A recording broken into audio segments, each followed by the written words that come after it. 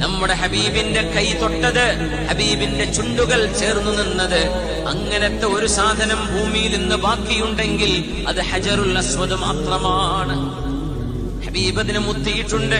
ഉമർ തങ്ങൾ പറഞ്ഞു, ഹജറുൽ അസ്വദേ, ഹബീബായ എന്റെ റസൂൽ നിന്നെ മുത്തിയത് ഞാൻ എന്റെ കണ്ണുകൊണ്ട് കണ്ടതാണ്, അതുകൊണ്ട് ഞാൻ നിന്നെ മുത്തുകയാണ്, അല്ലെങ്കിൽ ഞാനത് ചെയ്യൂലായിരുന്നു.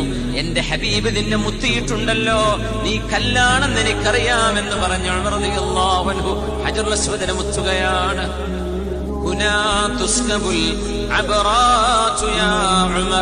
ഭൂമിയിലേക്ക് ഇറക്കപ്പെട്ടപ്പോ വെള്ളക്കല്ലായിരുന്നു അതത്രേ, വെള്ള നിറത്തിലുള്ള കല്ല്.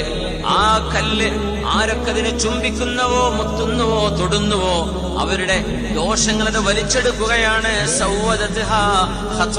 ബനി ആദം, മനുഷ്യരുടെ തെറ്റുകൾ കാരണം ആ വെളുത്ത കല്ല് കറുത്തതായി